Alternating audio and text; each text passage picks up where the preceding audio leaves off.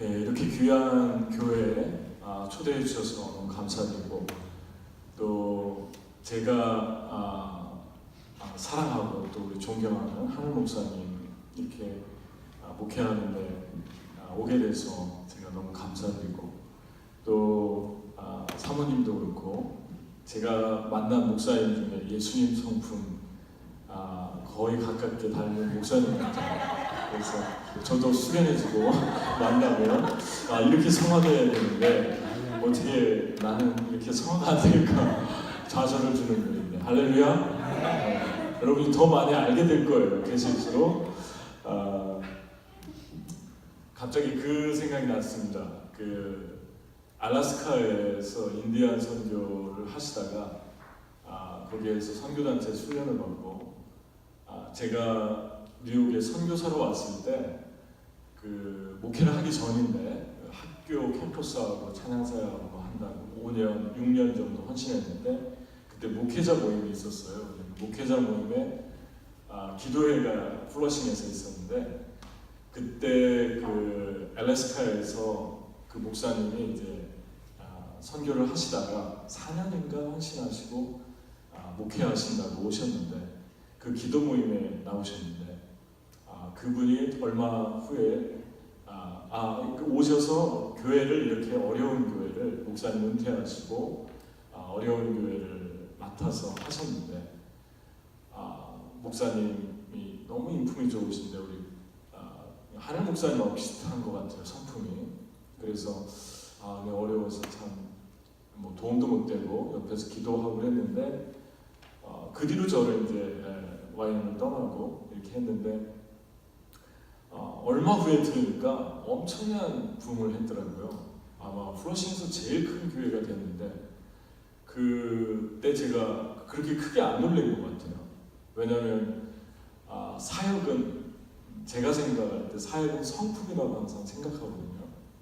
인격이고 성품인데, 그분을 뵀을 때 인품이, 목사님들 다 좋으시지만 특별히 인품이 좋으신 분이었어요. 그래서 그분이 생각이 나고, 또 하나님이 어떻게 우리 하늘 목사님과 사모님을 인도하실까, 또 여러분들 교회를 어떻게 축복하실까, 그런 마음이 들었습니다. 아멘. 그리고 제가 여기 한번 왔던 건 아시나요? 그때 계셨던 분들이 모르시나요? 제가 한 번 왔었어요. 김경환 목사님 계실 때 철야 때 한번 초대해 주셔가지고 그때 한 번도 안 계셨나 봐요. 다행이네요. 그래요. 하여튼 그래서 또 두 번째로 초대된 것 같은데, 또 이렇게 예배당도 그때보다 또 더 좋으신 것 같아요. 위치도 좋고, 그렇습니다.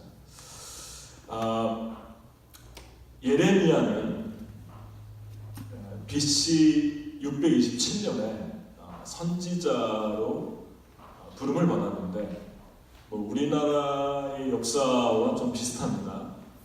조선 왕조를 보면 태종, 태세, 문단지 있잖아요. 예선, 연중, 임명선, 관현우, 숙견명, 정순원철, 고순종 이렇게 있잖아요. 정순원철, 고순종에 해당하는 시대에 유다왕 요시야, 여호야김, 시드기야 왕, 그러니까 마지막 우리나라 왕 시드기야 왕하고 비슷한 거죠.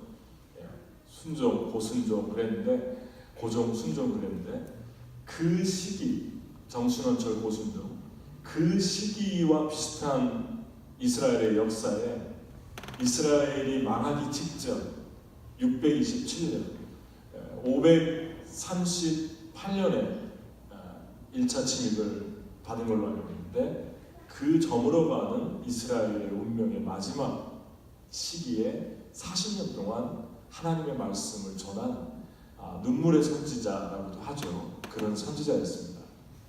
그런데 그 선지자의 그 예레미야를 처음부터 끝까지 읽어보면 몇 가지 하나님이 그리워하는 이야기를 적고 있는데, 그 그리움이 여러 가지 많이 있습니다. 그런데 크게 4가지가 눈에 띄거든요. 처음부터 끝까지 보면. 그래서 그 4가지만 잠깐 나누려고 하는데, 첫 번째 하나님의 그리움에 대해서 뭐라고 얘기를 하냐면 이스라엘 백성에게 2절인데 너는 가서 예루살렘 사람들이 들을 수 있게 이렇게 외쳐라. 나 주가 말한다. 세 번역입니다. 내가 젊은 시절에 얼마나 나에게 성실하였는지, 내가 신부 시절에 얼마나 나를 사랑하였는지, 저 광야에서 씨를 뿌리지 못하는 땅에서 내가 어떻게 나를 따랐는지 내가 잘 기억하고 있다. 여기 이 말씀을 보면 하나님이 너의 신부 시절을 그리워한다고 하잖아요. 근데 그 신부 시절을 어떤 것과 동일시시키고 있냐면 씨 뿌리지 못하는 땅에서 씨를 뿌렸다라는 그 환심과 동일시하고 있습니다.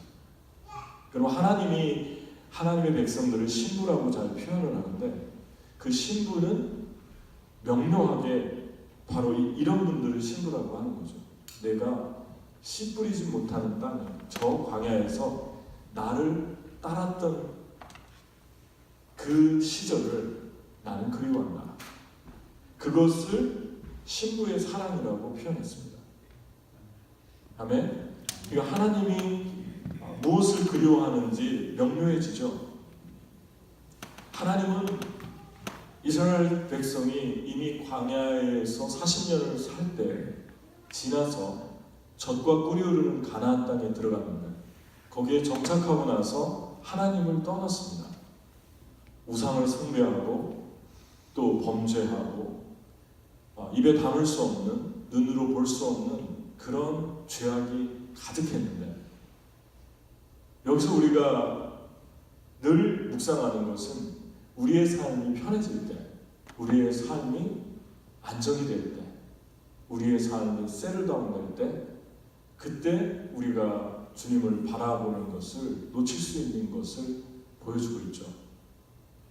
편해질수록, 안정된 삶이 될수록 주님 더 잘 믿을 수 있는데 자유로운 시간을 쓰고 인컴은 더 많아지고 내가 원하는 일을 하는 그 셋다운, 그 수준의 땅, 저는 이 땅을 from zone이라고 그러는데 comfort zone에서 from zone으로 나왔다 그러는데 그 comfort zone에서 from 아주 견고한 steadfast, 견고한 zone으로 들어갔는데 하나님 더 잘 섬기면 얼마나 좋겠습니까?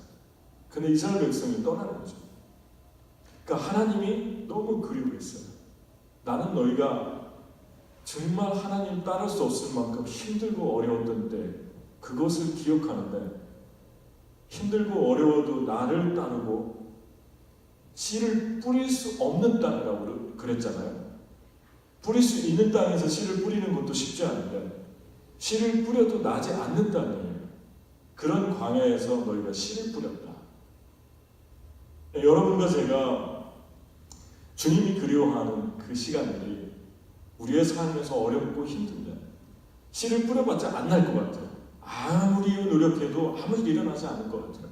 그런데도 그러한 상황 속에서도 씨를 뿌리는 그러한 삶을 살면 하나님이 그 삶을 그렇게 기뻐하시고 그리워하신다는 것입니다. 아멘. 근데 그게 없다고 하나님이 너무 지금 안타까워하고 계세요. 너희들에게 그 모습이 없다. 미국도 그렇지 않습니까? 미국의 크리스천들, 청교도들이 저쪽 버지니아로 가려고 했는데 북쪽으로 잘못 도착해가지고 플리머스 항구 매사추세츠에 도착했고 거기서 내려가지고 제일 먼저 한 것이 무엇입니까? 하나님 예배하고 교회 짓고 학교 짓고 병원 짓고 그런 너무 아름다운 역사를 가지고 있잖아요. 그 사람들이 여기에 정착하러 온 게 아니었어요. 조이 다우슨이라는 그 예수전도단 그 YUM의 조이 다우슨 중보 기도자 유명하신 분이 있는데 그분의 아들이 책을 썼는데 뭐라고 쓰셨어요? 아메리카스의 그 미국의 눈물이라는 책에 나옵니다. 여기에 정착하러 온 것이 아니라 그 사람들은 이미 네덜란드에 영국의 핍박을 피해서 네덜란드로 갔고 네덜란드에 이미 잘 먹고 잘 살고 있었다는 거예요. 그럼 미국에 왜 왔느냐?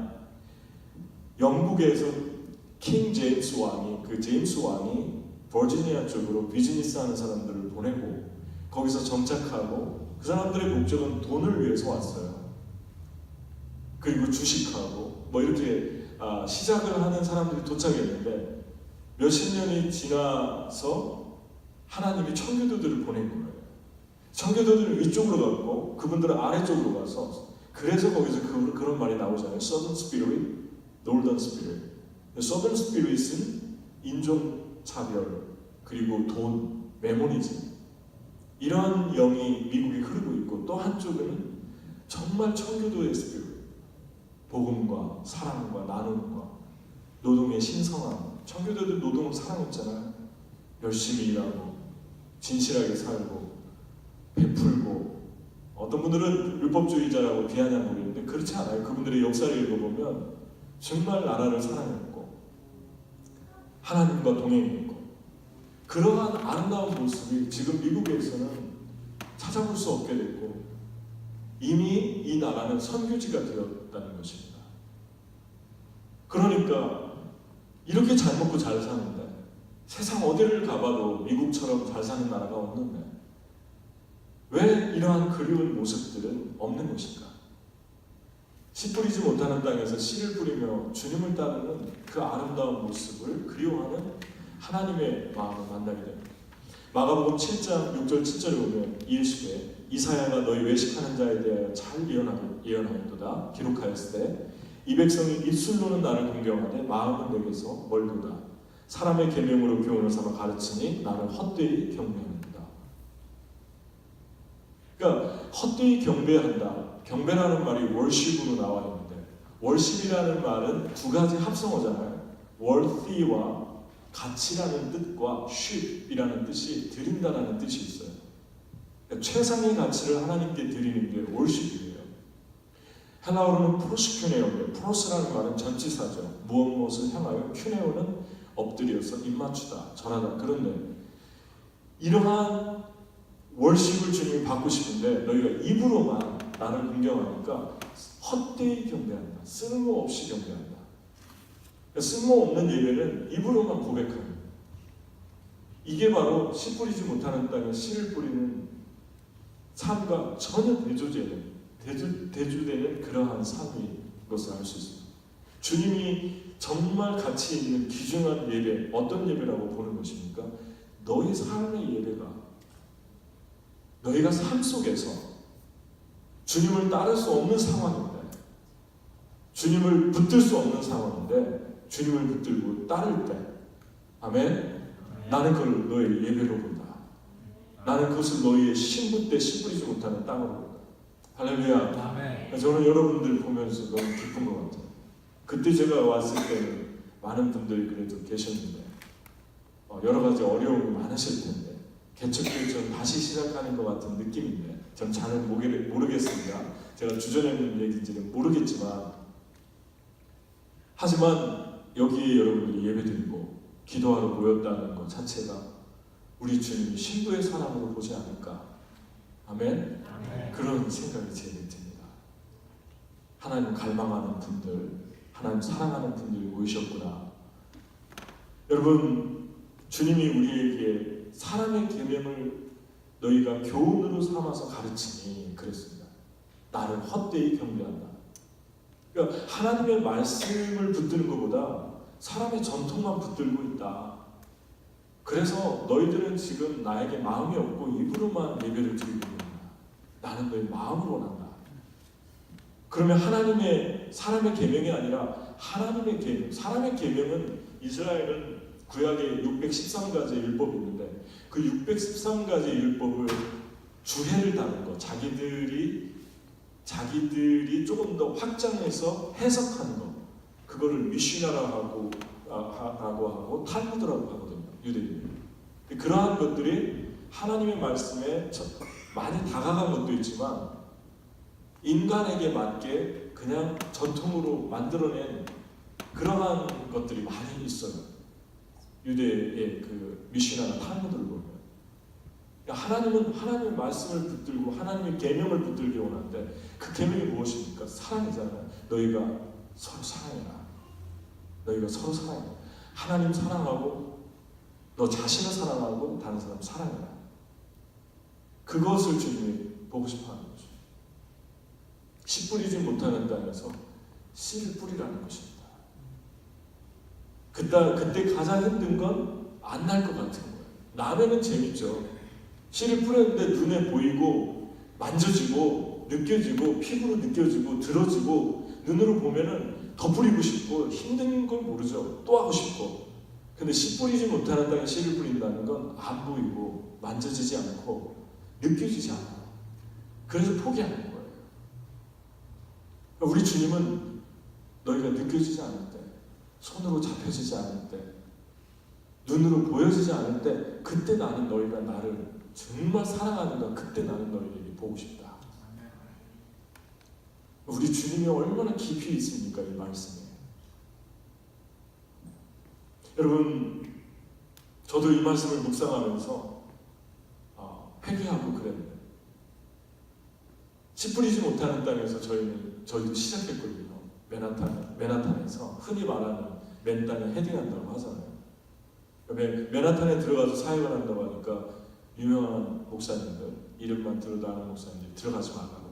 거기 다 들어가 봤는데 들어가봤자 안 되니까 거기서 커피하우스도 하고 찬양 집회도 하고 교회도 했는데 거기는 안 되는 땅이니까 차라리 들어가지 말라고. 그렇게 제가 18년 전에 미국 뉴욕에 왔는데 2년 동안 하와이 열방대학에 있었고 와가지고 오자마자 9.11이 터지고 하나님이 여기서 예배해라, 예배자를 일으켜라. 그래서 처음 시작한 게 한인에 관해서 3-4명 스태프하고 시작했거든요. 찬양, 피아노 한 대, 기타 하나 가지고. 그런데 그때 다 부정적이었어요.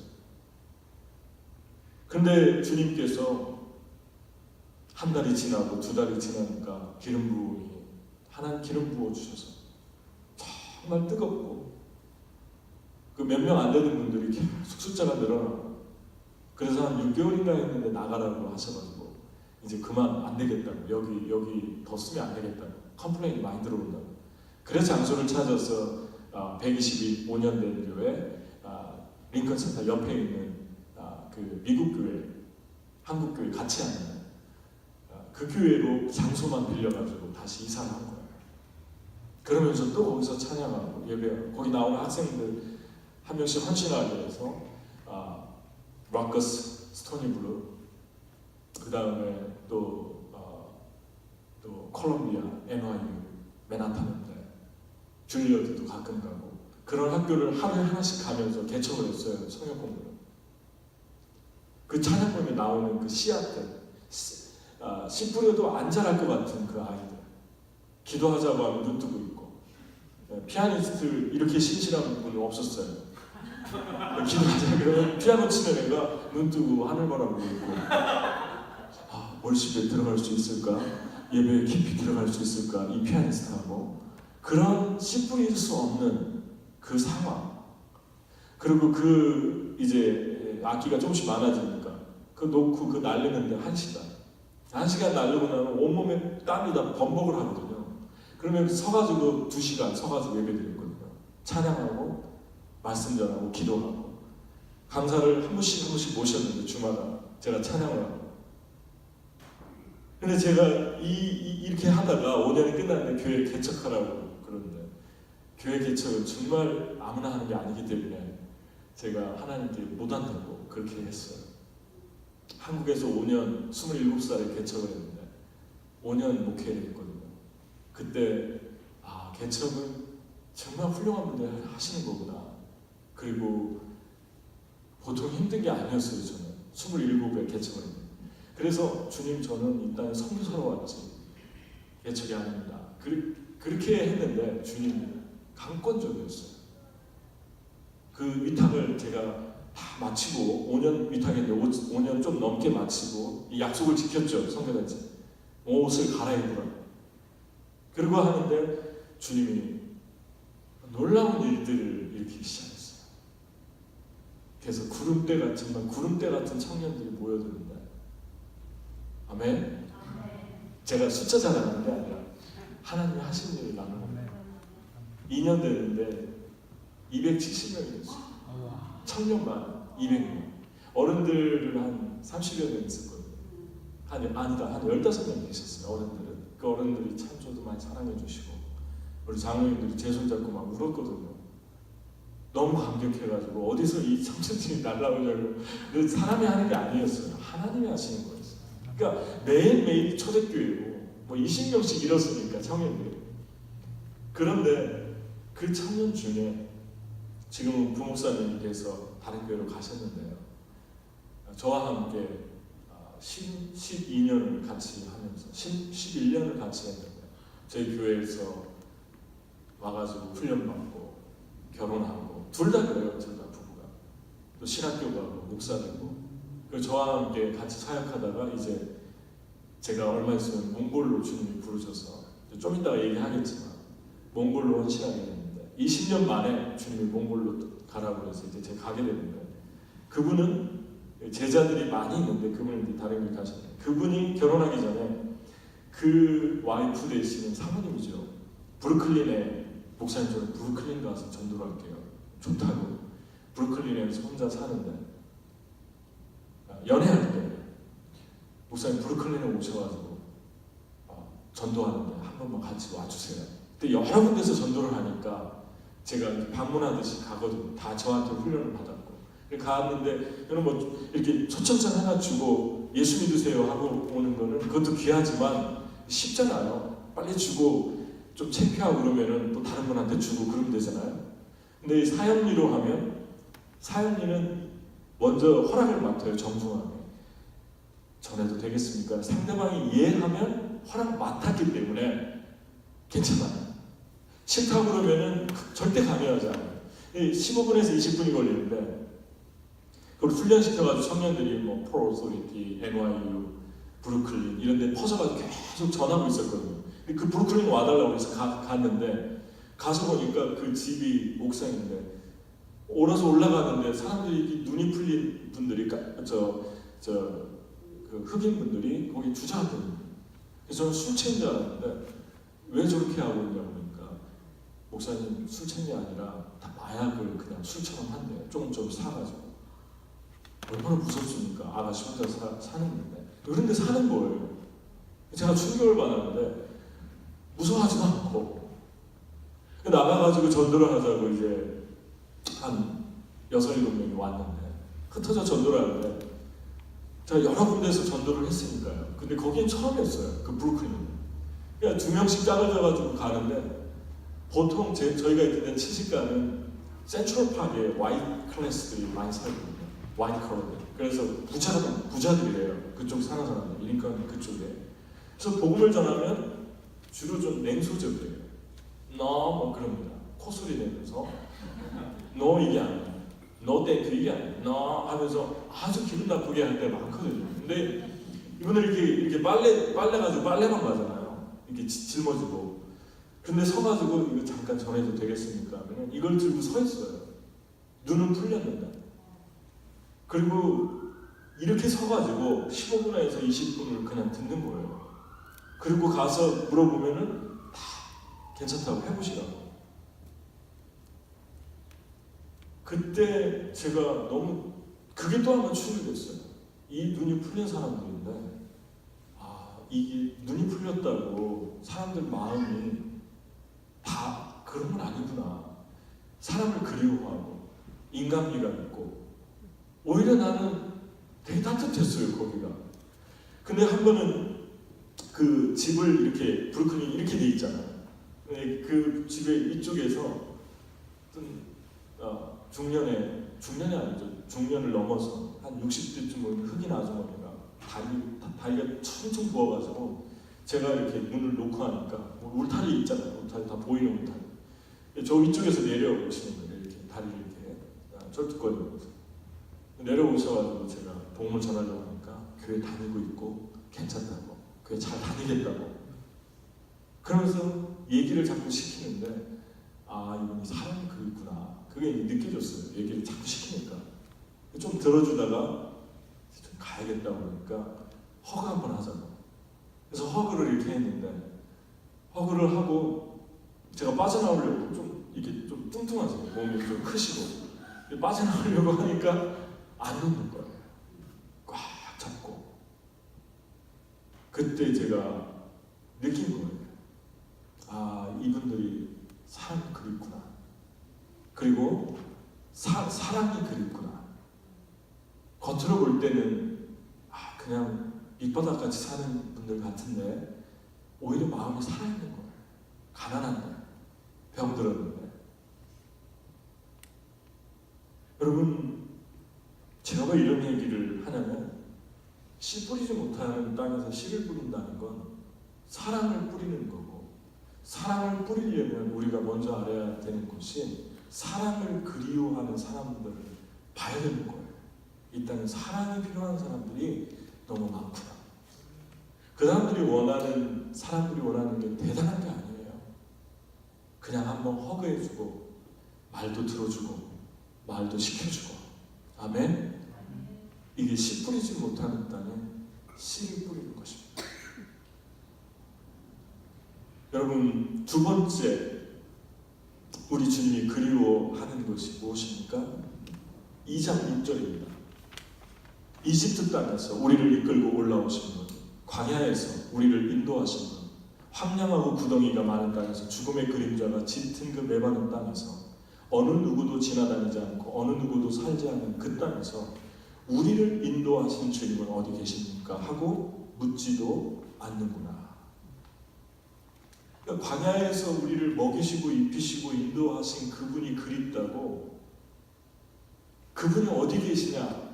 그 광야를 그리워하면서 우리를 먹이시고 입히신 광야에서 만난 그 하나님을 그리워하는 사람이 없다는 거예요. 주님이. 그래서 주님이 그리워하고 계십니다. 왜 나를 찾지 않느냐? 왜 광야에서 너희들을 만나주고 너희들과 친밀하게 동행했는데 그때 나를 왜 찾지 않느냐? 그렇게 지금 그리워하는 하나님의 모습을 보여줍니다. 여러분, 광야가 있으셨죠? 여러분의 삶에서 주님을 따르면서 광야가 있었죠? 하늘만 열려있는 것 같은데 하나님만 바라보고 하루하루를 살았고 견뎌냈던 때 아무도 도울 사람이 없고 하루 지나면 또 하루 주님만 바라봐야 되는 시간들, 어쩌면 지금도 지나가는 그런 광야가 있을 거예요. 광야가 히브리어로 무엇입니까? 미드바르거든요. 미드바르라는 히브리어는, 제가 이번에 이스라엘을 제가 씨 뿌리지 못하는 땅에서 씨를 뿌린 열매를 좀 보고 왔는데, 한국에 잠깐 갈 일이 있어서 작년에 들어갔다 우리 교회에서 떠난 청년들 리더들이 이 트럼프 정책 때문에 못 들어오고 많이 떠났어요. 그런데 세면은 수백 명이, 거의 1000명에 가까울 거예요, 청년들이. 네, 수련회 해달라고 해서 한 80여 명 모여서 수련회를 하고 오는데, 고향에 잠깐 들렸는데 30년 전에 가르쳤던, 나이 차이도 별로 안 나요. 그 형제는, 걔는 고1이었나 그리고 제가 선생님이었는데 제 나이가 20살이었습니다.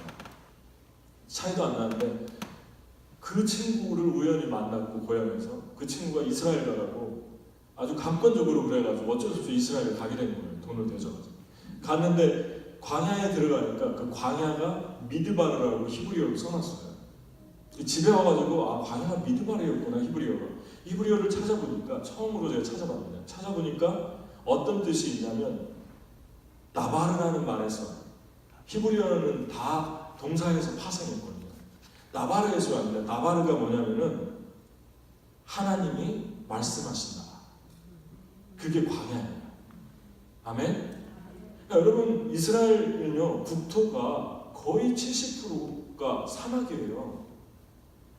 그러니까 젖과 꿀이 흐르는 가나안 땅이라고 했던 그 이스라엘 자체가 사막인데, 이스라엘이 40년 동안 그 밑에 이집트 시나이 반도에서 방황했다고 한다면 그 땅이나 위의 땅이나 별 볼 일이 없는 거예요. 다 광야인데요. 왜 하나님이 그 땅에는 젖과 꿀이 흐르는 땅이라고 말씀하시는 것입니까? 또 아브라함이 갈대아 우르를 떠났는데, 그 갈대아 우르가 지금의 이라크와 이란의 중간, 지금 이라크 쪽인데, 이라크 쪽에서 떠날 때 그 당시에 아브라함 시대에 아주 번영했던 땅이고, 이스라엘은 어디 붙었나도 모르는 황량한 땅이었어요. 모래밖에 없는. 그런데 하나님이 내가 내게 지시할 땅으로 가라. 그럼 무슨 말입니까? 너는 지금 잘 먹고 잘 사는 이 번영스러운 땅이 아니라 그 땅 떠나서 적과 꿀이는 땅이 아니라 가장 못 살고 이름도 없는 땅으로 가라는 거였거든요.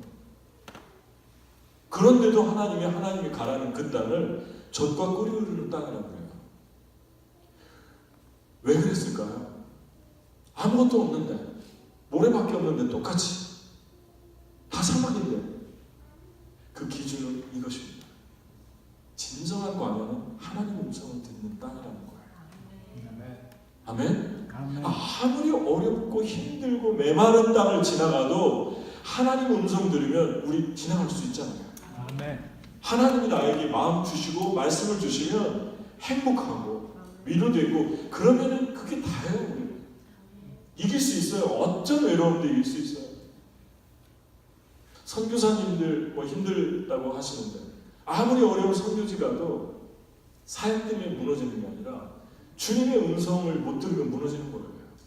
주님이 여기 있어라. 아무 열매 없어도 여기 있어라. 내가 너 함께한다. 그러면 거기 있는 거예요. 주님 음성 들으니까 이겨내는 거예요. 내 사역은 일어나지 않는데 저쪽은 많이 일어나는 것 같고 해도 이겨내는 거예요. 왜냐하면 하나님 말씀하신 하나님 나바로를 경험했기 때문에. 근데 아무리 풍요해도 하나님 말씀이 들려오지 않으면 지옥이에요. 아멘? 보아스가 그러잖아요. 그 시어머니 데리고 정처 없는 남편도 죽고 아무 볼 것도 없는 그 나오미 데리고 모압에서 왔는데 매일 들에 나가가지고 그 떼약 붙여서 보리 이삭을 줍는데 보아스를 만났어요. 보아스가 뭐라고 얘기했냐면, 보아스가 루세게 이르되 내 딸아 들으라. 이삭을 주우러 다른 밭으로 가지 마니 여기서 떠나지 말고 나의 소녀들과 함께 있으라. 그들이 베는 밭을 보고 그들을 따르라. 내가 그 소년들에게 명령하여 너를 건드리지 말라 하였느니라. 목이 마르거든 그릇에 가서 소년들이 길어오는 것을 마실지라 하는지라. 아마 이 보아스는 이 룻은 이 말만 들어도 내적 치유가 일어났을 거예요. 치유가. 이 사람이 나를 어떻게 알았지? 룻이 뭐라고 대답하냐? 룻이 이르되 내 주여 내가 당신께 은혜 입기를 원합니다.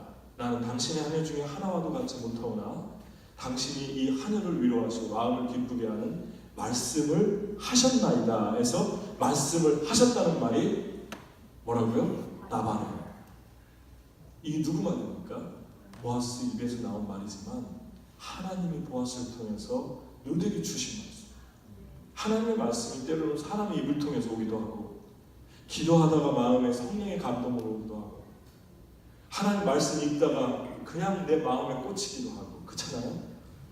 걸어가다가 일하다가 내 영혼을 관통할 때가 있고 그러면 그것처럼 우리의 영혼을 윤택하게 하는 그 행복이 없잖아요.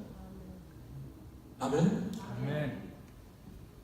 그러니까 보아스가 이렇게 얘기해요. 보아스가 그에게 대답하여 이르되 내 남편이 죽음으로 내가 시어머니에게 한 모든 것과 내 부모와 고국을 떠나 전에 알지 못한 백성에게로 온 일이 내게 분명히 알려졌느니라. 여호와께서 내가 행한 일에 보답하시기를 원하며 이스라엘의 하나님 여호와께서 그의 그늘 아래 날개 아래 보호를 받으러 온 내게 온전한 상 주시기를 원하노라. 여러분 그 이삭 주는 사람이 얼마나 많았겠어요. 그런데 보아스가 그것도 그 밭 주인이 그냥 이삭만 줘도 감격하고 물만 따로 줘도 감격하는데 룻을 꿰뚫어 보고 있잖아요. 룻은 전부 룻이 어떤 사람인가 다 보고 있잖아요. 이게 어떻게 가능합니까? 이게 미드바예요. 광야. 하나님이 이 보아스를 감동해서 룻의 마음을 치유하십니다. 룻은 이미 이 부자하고 결혼하기 전에 재산이 늘어나기 전에 이미 하나님의 음성을 들은 거예요. 룻과 보아스는 오벳을 낳고 오벳은 이세를 낳고 이세는 다윗을 낳고 아브라함과 다윗의 자손 예수 그리스도의 세라. 룻은 그냥 위로받은 것으로 충분한데 주님의 계획은 거기서 끝나지 않습니다. 주님의 상급은 이런 거예요. 주님의 상급은 그냥 시시하게 한 번으로 끝나지 않아요. 씨 뿌릴 수 없는 땅에서 진실하게 주님을 따르잖아요. 그의 생애의 모든 삶을 추적하면서 그의 삶의 상급이 되시고 보상이 되시는 하나님이십니다. 아멘. 여러분을 그렇게 축복할 줄 믿습니다. 아멘. 주님 진실하게 따르세요. 세상 변하고 사람 변하고 다 흔들려도 주님 진실하게 따르세요. 깊이 있게 따르세요. 주님이 다 보고 있습니다. 아멘. 할렐루야. 아멘. 여러분 한 분 한 분 다 보고 계세요. 여러분 어떻게 주님 어떤 생각을 하고 어떻게 주님께 나오는지, 외적인 거 화려한 거 이런 거 우리는 단 1%도 쫓아서는 안 돼요. 주님 앞에 진실하게만 살면 돼요. 그 룻을 다 주님이 보고 있고 상급을 주시잖아요. 제가 처음 왔을 때, 이 교회 처음 왔을 때 사우스다코타에 잠깐 있는데, 그때도 사우스다코타를 저는 교회 개척하면서 갔거든요. 근데 오래전에 읽은 책, 데이비드 브레이너드의 일기라는 책이 있어요.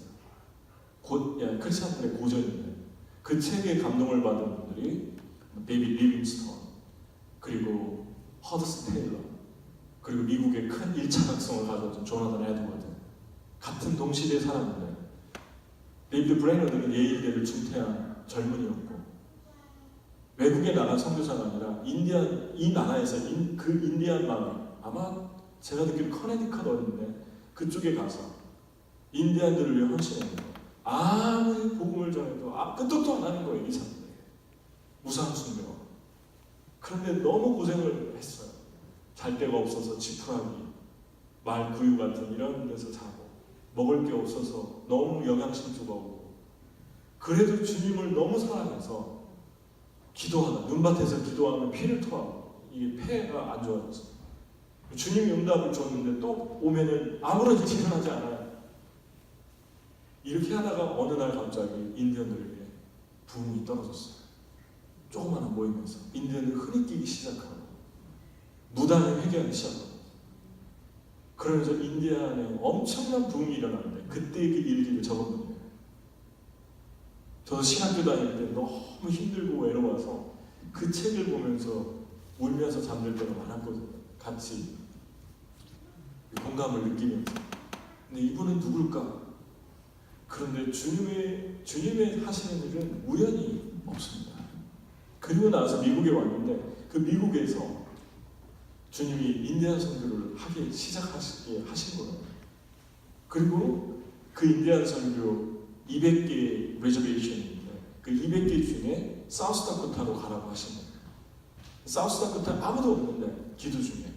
그래서 연결해서 갔는데 사우스다코타에 뭐 한국 성산도 없고 거기에 원주민 추장이 계신데 그 추장이 오시라고, 사이먼 목사님 오시라고. 그래서 우리 팀들 한 20여 명 데리고 갔거든요, 청년들. 그게 시작이었어요. 첫 해 가서 사역을 하는데 애들이 많이 안 왔어요. 첫 해는 한 40여 명 왔는데 그 40여 명이 전부 내 grandpa, this is my grandpa, 전부 내 grandpa. 그러니까 한 분의 grandpa 밑에 한 10명, 15명의 아이들이 똑같이 할아버지라고 그래서 깜짝 놀란 거예요.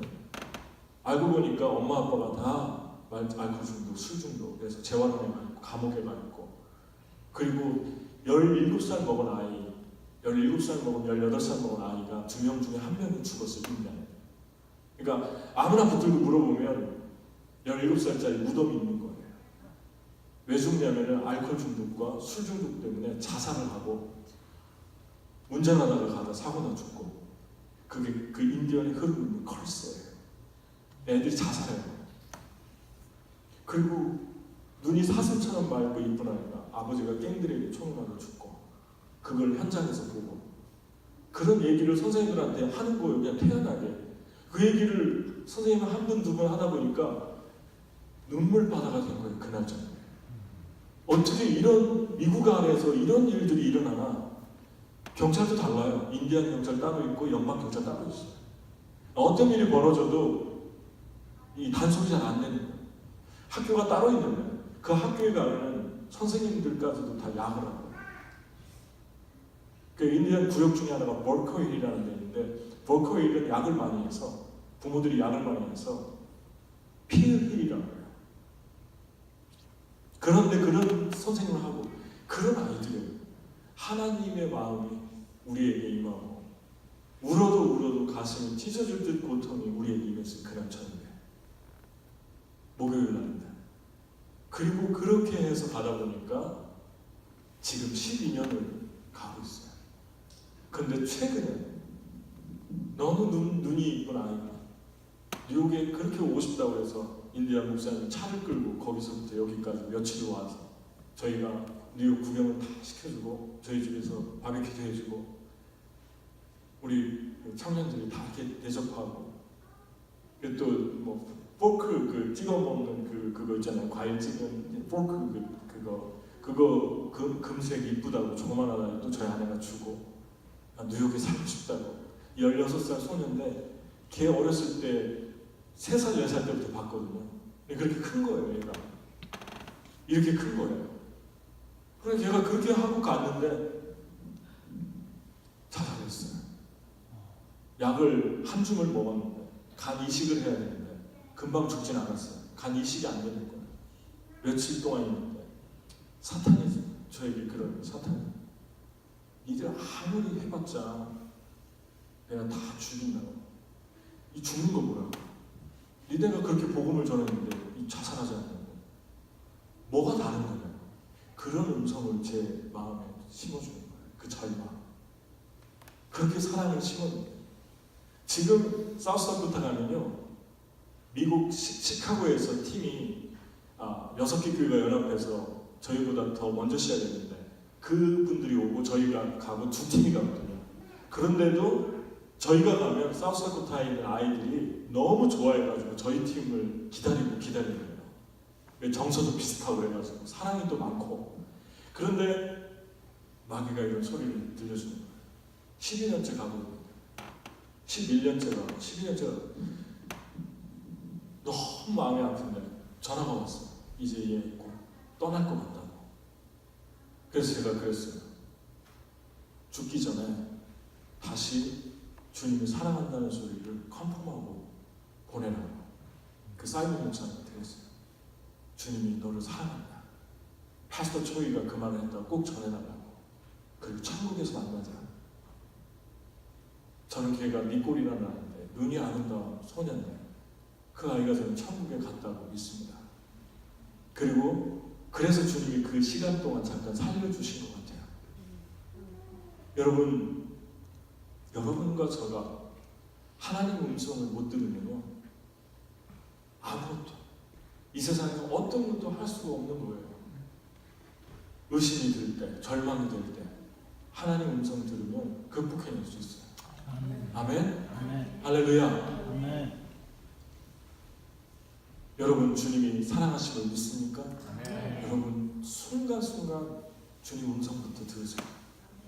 여러분의 마음속에 들려오는 정죄감, 그리고 거짓말, 좌절시키는 거, 그것부터 듣지 말고 하나님 음성부터 들으세요. 하나님이 여러분들을 다 보고 계십니다.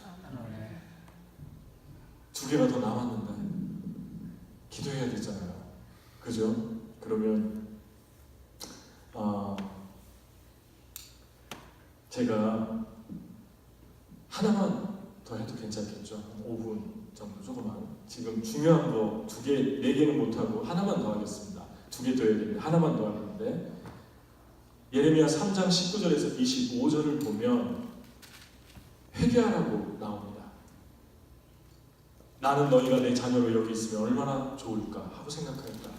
나는 세상에서 제일 아름다운 이 땅을 너희에게 주기로 계획하였고 너희가 나를 아버지라고 부르기를 기대하고 있었으며 너희가 다시 나를 떠나지 않을 것으로 생각했다. 그러나 이스라엘 백성아, 너희는 마치 신의를 저버리고 자기 남편을 떠난 아내와 같이 나에게 신실하지 못했다. 산 언덕에서 우는 소리가 들리니 이것이 이스라엘 자손들의 죄악을 경외하며 자기들의 하나님 여호와를 잃어버린 것을 생각하고 울며 부르짖는 소리이다. 신이 없는 자들아 돌아오너라. 내가 너희를 신실한 자로 만들어 주겠다. 그랬더니 예레미야가 이렇게 얘기했습니다. 예, 우리가 주께로 갑니다. 주는 우리 하나님 여호와이십니다. 우리가 산 언덕에서 떠들어대며 우상을 섬겼으나 헛것이었습니다. 참으로 이스라엘의 구원은 우리 하나님 여호와께만 있습니다. 우리가 어렸을 때부터 수치스러운 신들이 우리 조상들의 모든 소유 곧 양떼와 소떼와 아들들과 딸들을 삼켜버렸습니다. 우리는 부끄러워 얼굴도 들 수 없습니다. 이것은 우리와 우리 조상들이 어렸을 때부터 우리 하나님 여호와께 범죄하고 우리 하나님 여호와께 순종하지 않았기 때문입니다. 세 번째 그리워하는 사람이 주님, 우리가 주님께로 돌아갑니다. 이렇게 회개하는 사람임을 믿습니까? 이분을 그리워하는 거예요. 하나님. 저는 오늘 이야기만 하고 마치려고 하는데요. 다 생략하고, 그러면 나는 너를 신실한 자로 만들어주고 세상에서 제일 좋은 땅을 주겠다, 이 아름다운 땅을 주겠다고 약속을 했는데, 여러분, 회개가 무엇입니까? 저는 제 인생에서 정말 마음 깊은 곳에 찢어지는 회개를 한번 한 적이 있어요. 처음에 예수 믿을 때는 다 우리가 경험하는 거고요. 예수님 믿고 나서 또 한 번의 그 처음 만난 십자가, 거듭나는 십자가고, 저는 이걸 제2의 만남이라고 그러는데, 또 다른 십자가를 한 번 더 만나게 되는데, 그때가 언제냐면 제가 처음에 말씀드린 것처럼 하나님이 제 인생에서 가장 축복스러운 부흥을 보여줄 때였는데, 청년들이 200명이 몰려오는 그 기적의 현장. 근데 그냥 몰려오는 게 아니라 목사님 술 끊었어요. 담배 끊었어요. 목사님 하면서 헌신하면서 바뀌는, 그들의 생애가 레디컬하게 바뀌는 거를, 그 보는 축복은 이 세상에 어떤 것도 비교할 수 없잖아요. 그때 처절한 나 자신의 죄악을 보게 하신 거예요. 그 행복한 순간. 그게 뭐냐면, 저희 어머니는 38에 혼자 과부가 됐는데, 저희 아버지가 고생을 많이 시켰어요. 저희 어머니는. 그리고 어리셨던 많이 가난했고, 근데 제가 장남이 일찍 헌신을 해서 20대 초반에 주님이 불러서 사역자의 길을 일찌감치 가다 보니까 제대로 뭘 해드린 게 없어요. 근데 미국에서 목회하는데, 그때 저희 교회에 있던 집사님 한 분이, 제가 아무 얘기도 안 했는데 목사님 어머님 한번 미국에 오셔서 구경시켜드리면 얼마나 좋겠냐고, 어버이날에 그런 제안을 하셨어요. 이분이 어떻게 하셨을까? 우리 어머니는 비행기 한번 타본 적이 없는데, 외국도 안 가봤는데, 그 흔한 제주도도 못 가봤는데, 너무 고마웠어요. 감사하다고, 고맙다고. 그래서 아내와 함께 계획을 세우고 들떠서 기다렸어요. 이것도 보여주고 이것도 보여주고. 오셨는데 자꾸 머리가 아프다고 그러는 거예요. 그래서 제가 남편처럼 생각을 하니까 저를, 그래서 제가 운동하시라고, 여기 운동하시라고, 집에만 계시면 자꾸 운동하라고. 그런데 계속 그래요. 그래서 제가 화를 냈어요. 왜 오자마자 이렇게 자꾸 짜증내고 아프다고 하냐고. 지금 해드릴 게 너무 많은데, 구경도 해야 되고. 그런데도 계속 아프시다고 그래요.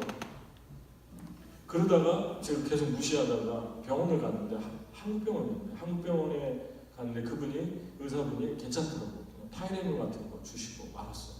머리를 검사 안 하고 여기만 다 검사를 했는데, 그래서 계속 아프다고 하니까, 머리도 아프고 등도 아프다고 하니까, 미국 그 병원, 큰 병원을 가서 검사를 해보자고. 검사를 했는데 거기도 또 머리는 안 하고 밑에만 다 하는 거예요. 그러고 나서 제가 주일날이면 늦게 집을 들어갔는데, 미더웨이까지 다 끝나고 10시에 집을 들어갔는데, 어머니하고 아내하고 보내고 9시 반에 들어갔어요.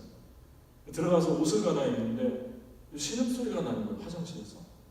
이게 무슨 소리야 여보? 그러니까 어머니 화장실 들어가셨는데 아직 안 나오신다고. 그래서 얼른 느낌 이상해가 문을 열어보니까 쓰러져 있는 거예요. 근데 속옷을 못 올리면 심각한 거잖아요. 그렇게 앉아있는 거예요. 주저앉아있는 거예요. 그래가지고 의식을 잃어가고 있었어요. 그래서 이제 앰뷸런스를 불렀는데, 앰뷸런스를 부르니까 이분들이 침착하잖아요. 괜찮다고. 놀시어에서 와가지고 이렇게 하고서 이렇게 잠깐, 그런데 오기 직전에 제가 이렇게 안고 있었는데 몸이 다 굳는 거가 느껴지는, 머리부터 발까지 쫙 굳어가지고 내 손에서 느껴지는 거예요. 제 손에서. 그 아주 심각한 거잖아요.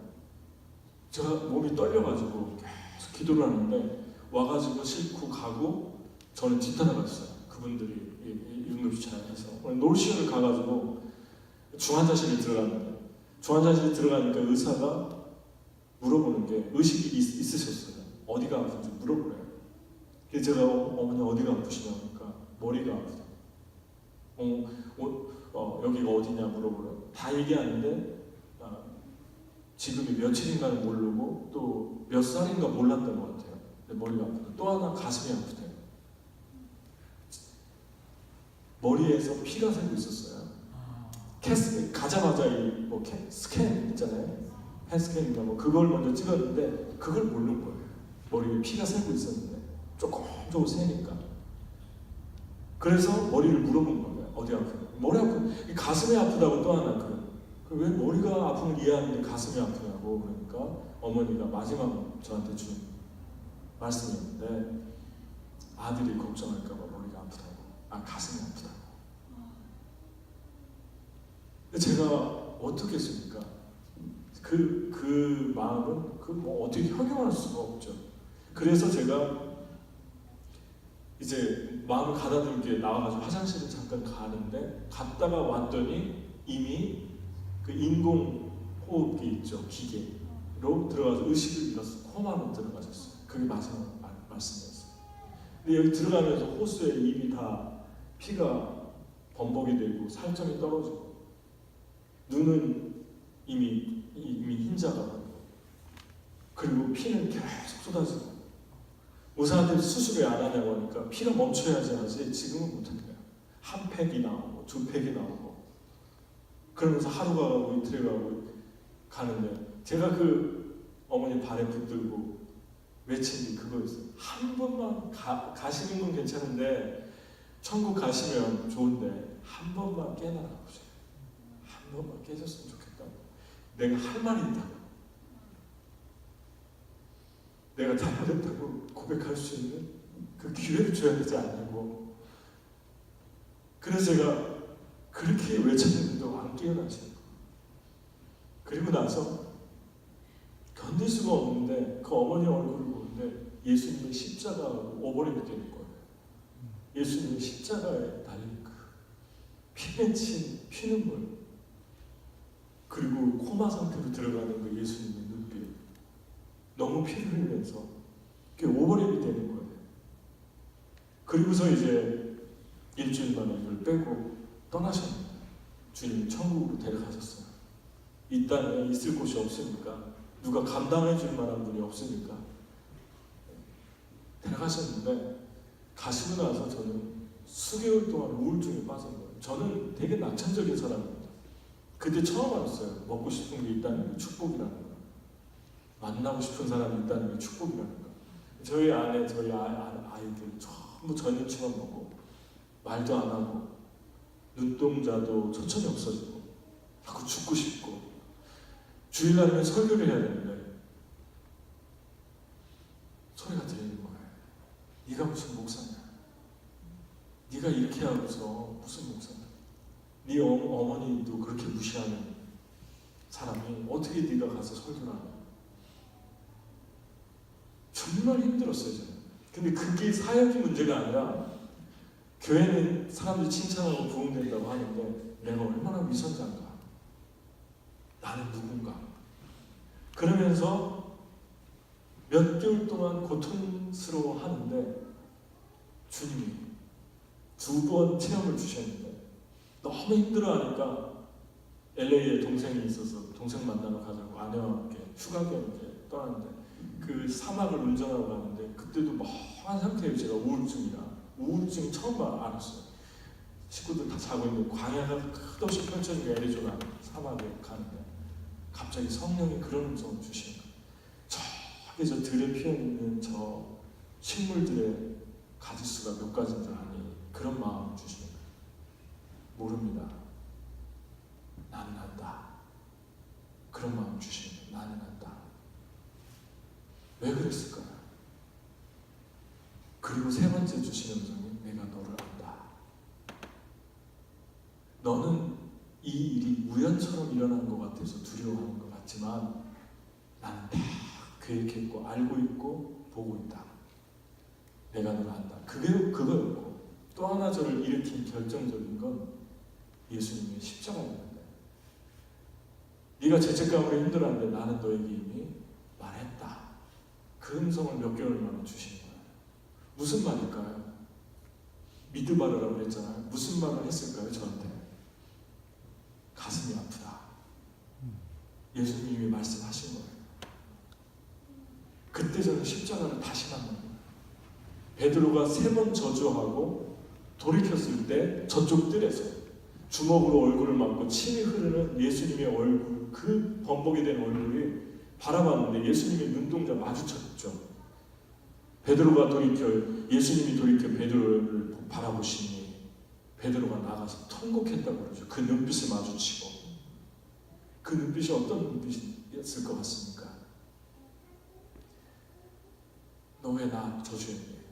너 왜 이렇게 했니? 이 눈빛이 아니에요. 베드로야, 나는 너를 사랑한다. 아멘. 나는 너를 알고 있다. 돌이킨 후에 내 형제를 굳게 해라. 사탄이 너를 밀가루로 청구했지만 나는 널 포기하지 않았다. 난 널 위해 미리 기도했다. 그 눈빛입니다. 여러분, 자녀가 아무리 큰 죄를 짓고 방문을 걸어잠그고 울고 그러면 부모가 그럽니까? 밖에서 너는 그래도 싸다 그럽니까? 아무리 못된 짓을 했어도 일단은 아이가 너무 힘들어하면 어떻습니까? 같이 울죠. 밖에서 같이 힘들어하죠. 위로해주고 싶죠. 그게 사랑이에요. 그게 십자가의 예수님의 피 맺힌 눈입니다. 그 눈빛을 우리가 만날 때 치유가 일어나는 거예요. 죄사함이 확신이 되는 거예요. 아멘? 아멘. 내가 널 사랑한다. 예수님의 그 피 맺힌 눈빛이 이미 저에게 보여줬어요. 그 병원에서, 그리고 어머니를 통해 들려주신 거예요. 나는 네가 죄를 짓고 괴로워하는 그 마음 때문에, 네가 나 때문에 힘들어하는 그 마음 때문에 내 마음이 아프다. 이게 사랑이에요. 그게 우리를 바꾸는 거예요. 우리 인생을 바꾸는 거예요. 그게 십자가예요. 이 고난주간에 저는 여러분이 이 음성 듣기를 축복합니다. 아멘. 주님 여러분 사랑하십니다. 아멘. 이 교회를 사랑하십니다. 아멘. 그리고 여러분 주변 분을 그 예수님의 피 맺힌 눈동자로 보십시오. 우리 같이 기도하겠습니다. 좀 늦어져서 죄송하고 같이 기도하겠습니다. 같이 반주해 주시고